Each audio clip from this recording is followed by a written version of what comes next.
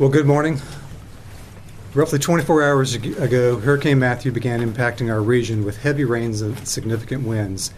These impacts further compounded the already saturated conditions throughout much of Pitt County.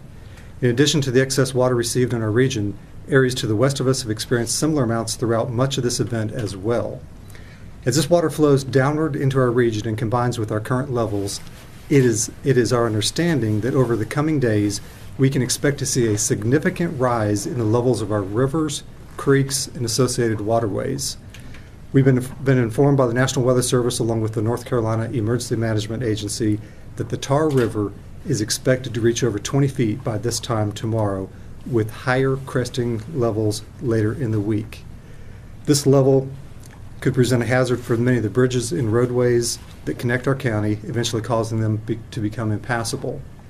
Conditions similar to the flooding of Hurricane Floyd from 1999 are possible and are projected. Pitt County Emergency Management is working diligently with our partnering agencies and municipalities to address the potential concerns these levels will present. The two shelters originally opened at Aden and Welcome Middle Schools are scheduled to remain open during the duration of this event. We strongly encourage residents within the 100-year and 500-year floodplains and residents who live in low-lying areas and residents who have general concerns about flooding to make preparations now to leave during the daylight hours where they can seek shelter with family, friends, or in one of the designated shelters that was just mentioned. These shelters are being provided by Pitt County Emergency Management in partnership with the American Red Cross. I'd like to stress that at no point during nighttime hours should anyone leave your home unless you are at an immediate point of danger. Our curfew has been set for the unincorporated areas of our county from 7 p.m. to 7 a.m., and that will continue. Efforts are underway currently to provide evacuation services to anyone who may be unable to leave their homes. We are requesting that anyone who needs immediate assistance to call the Emergency Operations Center at area code 252-902-3950, 902-3950. At this time, I'd like to open it up to any questions that I or the team up here may be able to answer on behalf of Pitt County and our partnering agencies. Can you give us some information about the drowning, the death in Pitt County?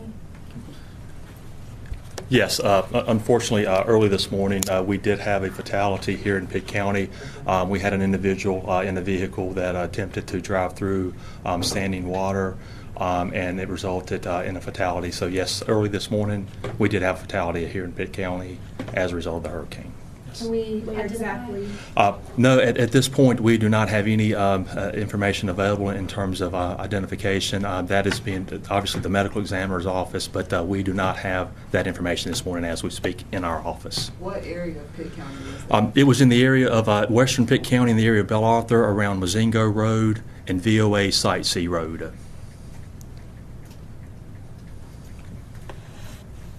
There was just one person in the car? Yes, just one person, yes. And do we know how long the curfew will be in place?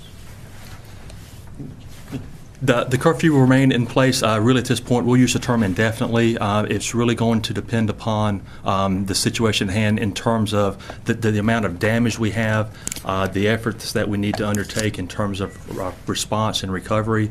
So at this point, it's really a day by day. But again, it's really going to depend upon a number of factors because obviously we can look at the road today and the road may look fine, but under the road, it may be washed out. So there's a lot of assessments that need to be done. And in addition to that, obviously with the rising water, we're dealing with a situation of where we've had isolated flooding, flash flooding. Well, those flash flood waters are going to recede.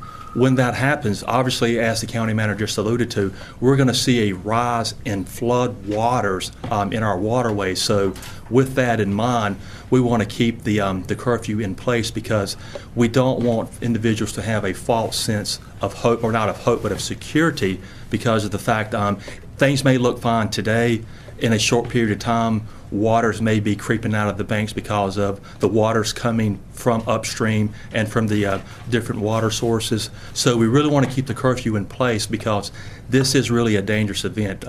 Again, we've dealt with the flash flooding component.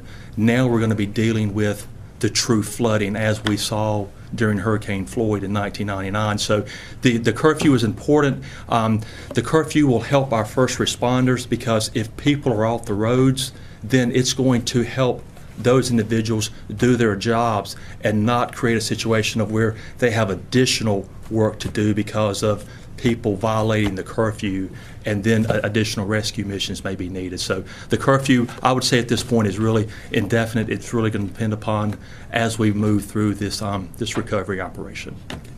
At this time, are there any plans for any evacuations for those who may be in the path of areas that are going to get really bad flooding? Yes, again, as the county manager mentioned, our fire and EMS departments throughout Pitt County are working to assist any individual that is in need of evacuation.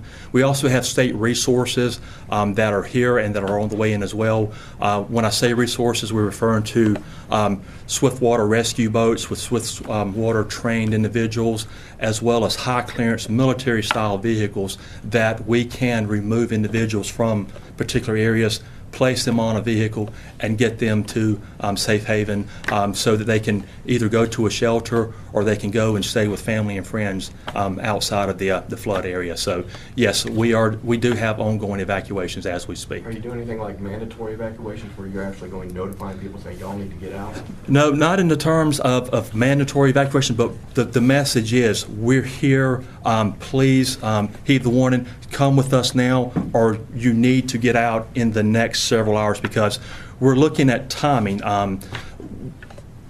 20 feet of water is what we're projected to see later today along the Tar River. So we have some time this morning that we're working, educating people, offering them an opportunity to get to higher ground. But no, at this point, we do not have a mandatory evacuation in place for the unincorporated areas of Pitt County. Are you going to talk about what's going to happen on Tuesday and Wednesday today, or when we get to that? Well, I'll be glad to address that. Again, things are sort of unofficial. We're still waiting for the National Weather Service to provide us with their latest update in terms of their flood package, that we'll call it.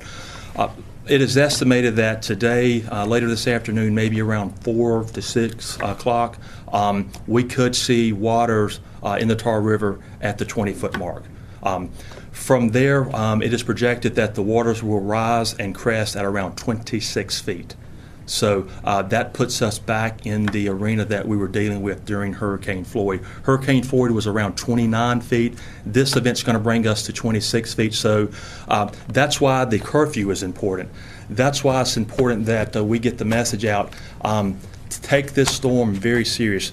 There's two components to this storm. One was what we dealt with last night and still somewhat dealing with this morning, that being the flash flood waters. Those waters are going to recede, but even though they're receding, they're going somewhere, and that somewhere is into the waterways leading into the river. So while the river may look okay today, starting this afternoon and beyond, that river is going to rise. And so if someone temporarily leaves their home today because of flash flooding, and the thought is, it's okay for me to go back later this afternoon or tomorrow, that's the wrong thought. It's important that people realize this is a two-component storm: flash flooding, potential long-term flooding for several days. So very important that we get out and make sure that everyone understands the severity of what we're dealing with here in Pitt County and eastern North Carolina today. Talk to us about the people that have to go to work on Monday morning and go up north of the river and then come back. Are those bridges going to be closing at any point? Yes, they will. At some point, obviously, once we reach that 20-foot mark, the availability of those bridges come into question, because whether we're talking about the roadway approach onto the bridge or the bridge itself, at that 20-foot mark and beyond, we have to be really aware that water will be in that area and that bridge may not be passable. So as that water rises beyond the 20-foot mark, leading up to that 26-foot mark, obviously at some point that bridge is not going to be passable. So we have met, we are working with our partner agencies, our municipalities, to have a plan in place so that when that does occur, that we can still keep vital services functioning both north and south of the river. Again, it's important because we're talking about this two-component process, the flash flooding and now the river rising and cresting. There's going to come a point where you're not going to simply be able to get in a vehicle and travel as we are accustomed to from north of the river to south of the river or vice versa. So it's important that we get individuals out of harm's way as we prepare for the river starting to rise, reaching into flood stage, cresting, and remaining there for, at this point, an unsure amount of time for the future. So very important that, that we get people out of harm's way. Are schools going to be closed all week? That we do not know. That's would be a question for Pitt County Schools. Well, you can't. How are you going to have shelters in the schools? Well, what we will do is we will work with Pitt County Schools in that partnership. Pitt County Schools has been a great partner with us in terms of operating the shelters. So, yes, we would be having questions, or not questions, but conversations with Pitt County Schools. But in terms of their school schedule, that would be more of an appropriate question for the leadership of the school system. Do we have numbers for those shelters? Occupancy, in terms of the occupancy last night at the I'm sorry, yes, I'm sorry. No, it's okay. No, I'll let Dr. Brown. This yes. morning. No, that's all right. Yes. That's all right. I'm Mike Brown with the Red Cross. In Welcome Middle School, we have approximately 100 people at the shelter. And at Hayden Middle School, we have approximately 75. I say approximately 75 because mornings are when people may decide to leave the shelter, and we still have folks that are coming into the shelter as we do evacuations. What's the capacity for those? The capacity is somewhere in the 200 to 300 range, and I think a lot of that, there is a capacity that's written, but I think when we start looking at practical capacities, we're probably talking in the 200 range. We're also in planning discussions to look at what will be the need for additional shelters as we go too. I also want to make one notion here too, which is the shelters are being staffed by Red Cross volunteers, by our Department of Social Services staff, and by nurses from the Department of Public Health here. So it's really a joint process, including the schools and including, of course, emergency management as well. Well, the officials asking people to stay off the roadways and to be safe. How are people to get to the shelters? What's the best possible way to be transported there? Well, right now, the best, and I'll answer this, and maybe Alan has a different answer, the best way is to go during the day if you know you're going to evacuate. And if you know you're going to do that, do it sooner rather than later. Once you're talking about roads being blocked, then I'm not sure I'm the right person to answer that question. But I think what we want people to do is to think ahead of time now. Get your things together, plan on where you're going to go. You don't. Most people don't go to shelters; they go to family and friends. So be thinking about who are family and friends that you might want to go with, and then know where the shelters are. And we'll continue to talk about whether there'll be additional shelters as the river crests. Do you remember how many shelters were open in Floyd? 5. 5. Mm-hmm. The shelter in Aden, was there any effect on it with the power outage last night? Well, we had no power, which is always bad. Our partners at Hayden Fire Department were nice enough to bring us a big generator. All of our shelter units have a small generator so we can do lights. They brought a big generator in. So the downside, of course, is largely the HVAC systems aren't working. But we did have light. We do have meals delivered, things like that. Scott, you might be able to answer this, but after Floyd, a lot of the flooded buildings and homes were not rebuilt. A lot of mitigation that happened. How is that going to help in this situation? Well, it's going to put us on a firmer footing as we move forward in recovery by the fact that with Hurricane Floyd and the recovery you just mentioned, a lot of the buyouts by FEMA, by the federal government, allowed us to go in there and purchase properties and then to clear them, demolish them, and they were not rebuilt on. There are some people, though, that did decide to rebuild that will be affected. But as you say, a lot of the areas that we're going to experience flooding in have already been mitigated per se. So that is if there's a positive or a plus on this situation, that would be it. On the other hand, there has been some development in the floodplain too. I'm thinking of North Campus Crossing. Right. When areas of those like those were built within the city, as I understand, they were built to 2 or 3 foot above the baseboard elevation to mitigate this type of flooding. So if all that holds up, it shouldn't. There'll be water in the parking lots, but I would not think there'd be water in those structures. But somebody from the city, would have to answer that. Okay.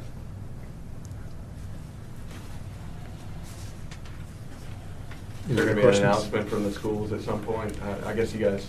Yes, have you been in communication with schools? Yes, we're in communication with the schools. They have not indicated what their plans are at this point. I can say we've been in communication with Pitt Greenville Airport.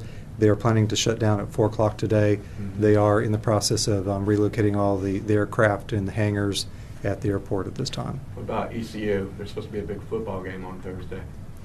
That is correct. We've not heard from ECU at this point as to what their plans are for that game. Last time we had to play in Raleigh. We're awaiting word on them for that. Anybody else? Update on power outages? Mr. Hawley? I can speak to Greenville Utilities at this time. We're looking at just about 300 customers remain without power. We've had crews out through the night doing what they could in the high winds and the heavy rains on the ground, but with a lot of poles down, and some of the work has to be done in bucket trucks. We've been waiting for the winds to die down to get those last few hooked back up. Have you heard anything about the, obviously nobody's here from Duke or any of the co-ops. Have you heard anything from other areas outside GUC's area? We know that Duke had some problems with their transmission lines down into Aden. I have no idea what the status is on that. We've been in communication with Duke and with Dominion about making sure that we can get delivery of electric into Greenville. As you recall, in Floyd, we had one point of delivery substation across from our main center, and that was very close to going under.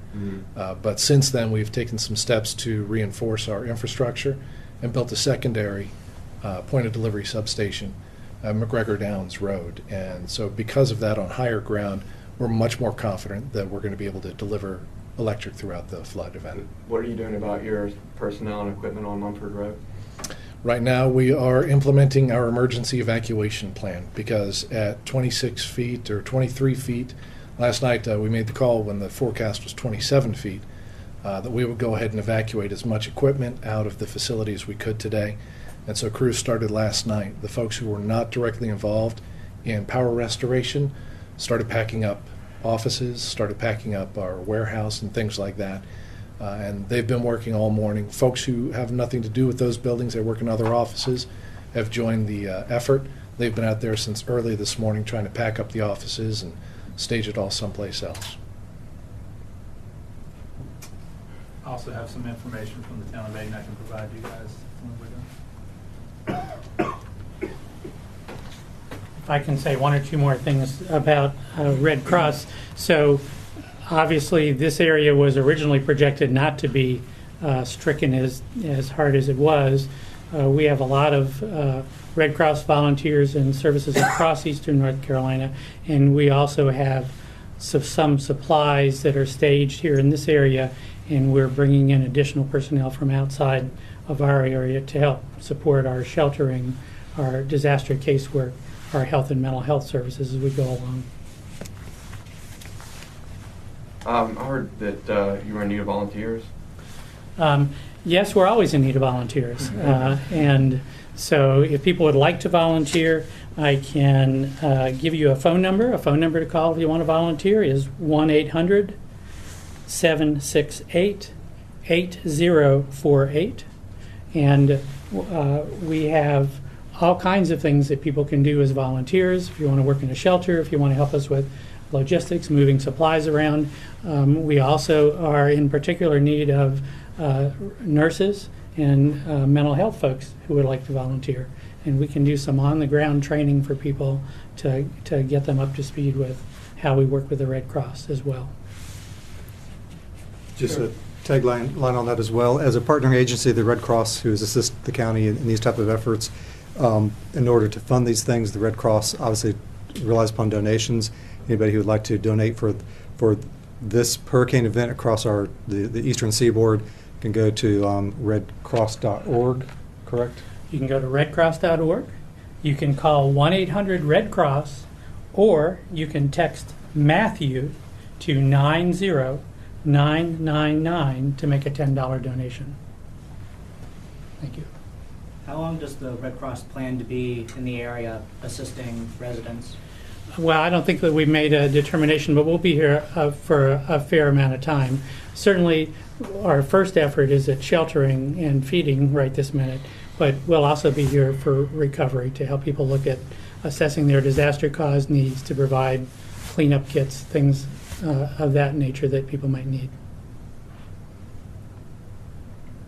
Have you gotten any assessment of just storm damage, trees on houses, structural damage?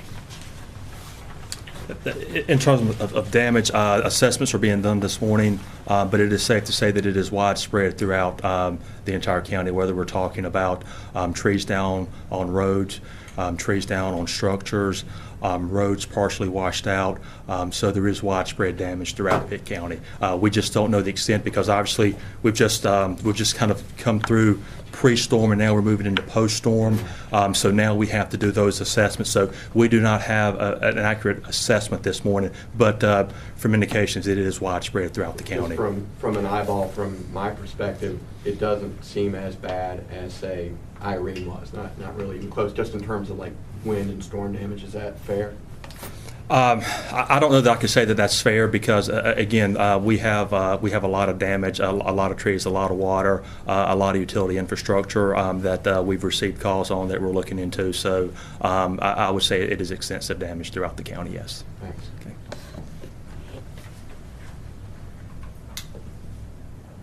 Everybody good? Sheriff, you've been getting a lot of calls. How are you going to divide your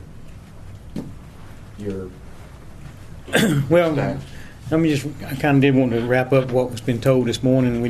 Everybody needs to take hear to what we're going through. Those that were living here during flood, you need to realize that the flood-prone areas, evacuate now. Don't wait until tonight and spend all my deputies' times getting you out when you had time to get out. We are there to assist you. Our first priority is public safety, and we want to make sure we follow through with that. Let my deputies spend time keeping you safe and figuring out how we're going to keep the roads open to the fastest route to the hospital from your location and the fastest route for us to be able to respond. Last night, listened to the radio, and deputies were going getting people out of ditches, out of the cars they washed in. So tonight, let's be a little more aware. There is a curfew in place. Don't bombard me with all the silly questions that I got to go to work, I got to do this. You make those decisions, but realize that let my guys do what they got to do to keep the community and the county safe as well. We're greatly concerned about the county being divided. We're meeting at 11:30 today on our staging and staffing. We have to be concerned about our detention center. Any given time, I got 36 officers on staff out there. We are well prepared as far as supplies, food, and water. In all fairness, we got to rotate some people in and out. So we're moving vehicles and vans across the river in case we come up with a situation that we're actually doing a taxi across the bridge, as we saw during flood, to be able to move people across. Our employees work all over Pitt County, so we don't have the fortune to have them all working near the jail. So that's things we are dealing with. But even though your power lines were up and working this morning, just driving over here, I heard two different instances where power lines had fallen. We still have wind gusts blowing till late this afternoon, and the ground is saturated. And just because the lines were up this morning, they could be down this afternoon. I like to hit one myself, taking a side street trying to get a detour here. So be aware, and if you don't have to be out, guys, just stay home and allow us to do our job. We know Floyd was a big event for us, and let's be mindful, and those that were here during that time, learn from that. Let's don't go out and test everything. Go out and be sightseeing. There's enough media out here now, and social media, you'll get to see all the sights you want to see. But let's be careful, and let's keep our first responders safe, and we're very concerned about that. And Last night we weren't even able to reach the Fountain community. I had to call an officer that lived in Fountain, get him up and get him dressed and send him to a call. So with situations like that, let's don't put our officers in harm's way having to drive 50 miles to get to a call that normally you can get there in 5 miles. So anyway, be aware and just adhere to what the county manager said about the curfew. This, next couple of days we're very concerned about it. So the whole county government, and I know you guys are too, and just help us. There's going to be a lot of resources that are going to need to be dispatched to different parts of the county. We encourage everybody not to panic, but you know what's coming ahead, so prepare for it. Maybe y'all said it, I'm sorry, I missed it. Is it 9 p.m.?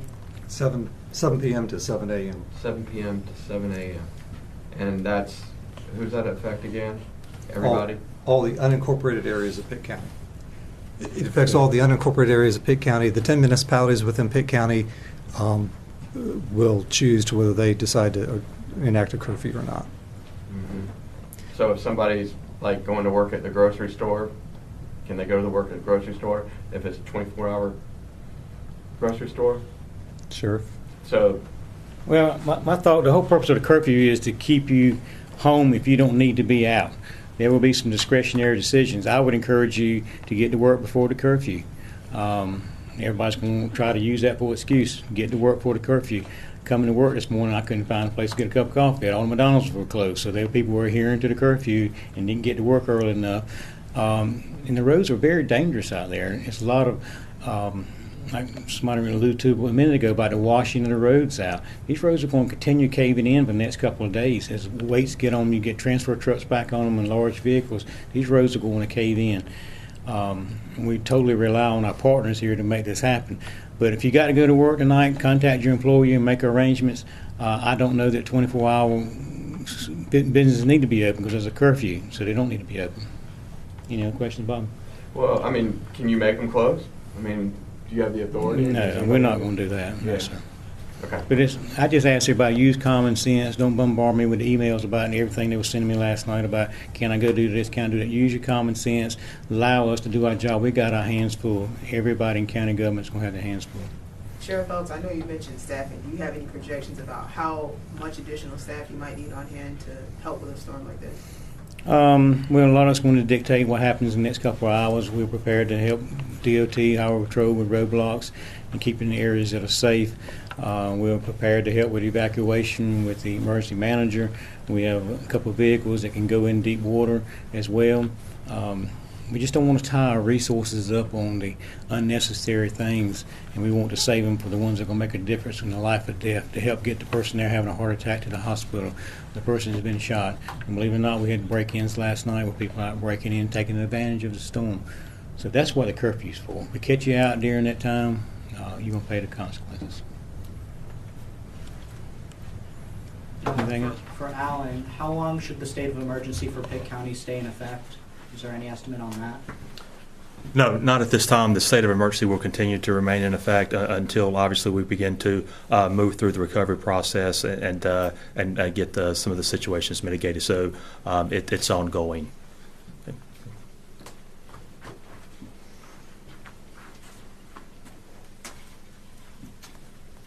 Everybody good? Thank you all for coming.